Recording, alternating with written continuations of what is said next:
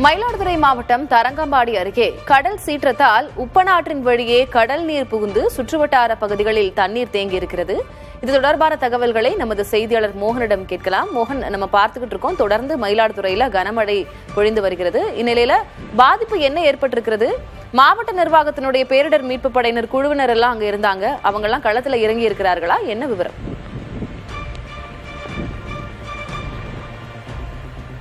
திலகவதி, தென்மேற்கு வங்கக்கடலில் உருவாகியுள்ள இந்த டித்வா புயல் காரணமாக மயிலாடுதுறை மாவட்டத்தில் நேற்று மாலை துவங்கி தற்பொழுது வரை இந்த கனமழை பெய்து வருகிறது. இந்த மழையின் காரணமாக கடல் சீற்றம் அதிகரித்து காணப்படுகிறது. கடல் காற்றுடன் கடல் சீற்றமும் அதிகரித்துள்ளதால குறிப்பா நம்ம பார்த்துக்கிட்டு இருக்கிறது நம்ம தரங்கம்பாடி பகுதியில் இருக்கோம். இந்த தரங்கம்பாடி பகுதியில் உள்ள உப்பனாறு அப்படிங்கிறது மயிலாடுதுறை மாவட்டம் மட்டும் இல்லாமல் கும்பகோணம் வரை உள்ள மேற்கு பகுதியோட ஒட்டுமொத்த பிரதான வடிகால் ஆறா இருக்கு.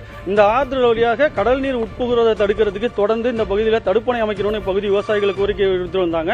இதனை ஏற்று ஒரு தடுப்பணை இந்த பகுதியில் அமைச்சிருக்காங்க. அதை பார்த்தோம்னா இந்த ஆற்றின் பாலத்துக்கு மேற்கு பகுதியில இந்த தடுப்பணை அமைச்சிருக்காங்க. அதே சமயம் கிழக்கு பகுதியில இந்த ஆற்றுக்கு இரு பக்கமும் கரைகளே முழுவதுமா இல்ல. குறிப்பா இந்த ஆறு போய் கடல்ல கலக்கிற இடத்துல எந்த முகத்துவாரமும் தூர்வாரப்படல, முழுமையாக தூர்வாரப்பட, ரெண்டு பக்கமும் கரைகளே கிடையாது. நம்ம அந்த காட்சிகளை பார்க்க முடியும். கண்ணு கெட்டின வரைக்கும் வெறும் கடல் நீரும் அந்த மழை நீரும் சேர்ந்து நிக்கிற ஒரு காட்சியை தான் நம்ம பார்த்துக்கிட்டு இருக்கோம்.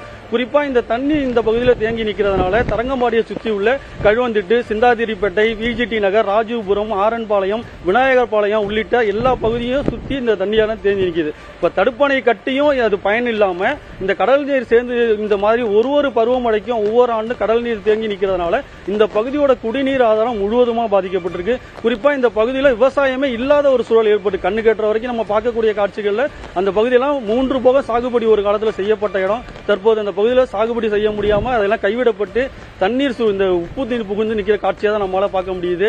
இந்த அவலமான நிலையில தான் இந்த பகுதி மக்கள் வாழ்ந்துகிட்டு இருக்காங்க. இது குறித்து பேசுறதுக்கு இந்த பகுதியை சேர்ந்த சமூக ஆர்வலர் நம்மோட இருக்கிறார். அவர்கிட்ட கேட்போம். ஐயா, ஒரு தடவையும் இந்த மாதிரி பாதிப்பு ஏற்படுது, இதுக்கு நிரந்தர தீர்வா நீங்க என்ன கோரிக்கை வச்சிருக்கீங்க? மாவட்ட நிர்வாகம் என்ன நடவடிக்கை எடுத்திருக்காங்க?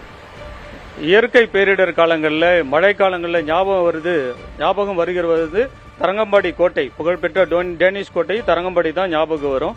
அந்த அளவில் கிட்டத்தட்ட பாத்தீங்கன்னாக்கா நம்மளுக்கு தெரிஞ்சு ஒரு 55 வருடங்களுக்கு மேலாகிறது இந்த தடுப்பணையிலிருந்து முகத்துவாரம் வரைக்கும் செல்லும் வழி தூர்வாரி பல வருடமாகிறது. ஆனால் பக்கிங்காம் கால்வாய்க்கு என்று ஒரு வரலாறு உண்டு. அது இன்று வரை அதை தூர்வாராத நிலையில் உள்ளது, இன்றும் உள்ளது. இதனால் தடுப்பணை கட்டி எந்த ஒரு திட்டமா இருந்தாலும் ஒரு தொலைநோக்கு பார்வையாக ஒரு ஆரம்பம் என்று முதல் ஒரு முடிவு ஒன்று இருக்கும். ஆனால் இந்த மதகுக்கு பின்னால், இந்த மதகுக்கு பிறகு ஒரு தொலைநோக்கு பார்வையாக அந்த இரு கரையும் உயர்த்தினால் இந்த இரண்டு பக்கமும், இந்த குட்டியாண்டூர், மாணிக்கப்பங்கு, இந்த பக்கம் பாத்தீங்கன்னா சந்திரபாடி மற்றும் சிந்தாதிரிப்பேட்டை, கழுவந்திட்டு, இந்த பகுதியில் மழை நீர் சூழ்ந்து இருக்கின்றது. இதனால் இதற்கு முன்னதாக பாத்தீங்கன்னாக்கா அந்த வாய்க்கால், அதாவது இந்த ஆறுனுடைய பகுதி தொலைநோக்கு பார்வையாக எப்படி போகும் என்றால் பொறையார் அந்த சந்திரபாடி வரைக்கும், அந்த நண்டலாறு வரைக்கும் செல்லும். அது ஒரு பிறை வடிவமாக தோன்றும். அதனால் தான் அது பொறையாறாக வந்தது. ஆனால் இப்பொழுது இரு பக்கமும் இந்த கரையை உயர்த்தினால் கடல் நீருக்குள் புகுரும் இந்த ஆற்றுக்கு. மயிலாடுதுறை மாவட்டத்தில் மழையின் தாக்கம் என்ன என்பதை பார்த்தோம். நமது செய்தியாளர் மோகன் அதனை பதிவு செய்திருக்கிறார். அவருக்கு நன்றி.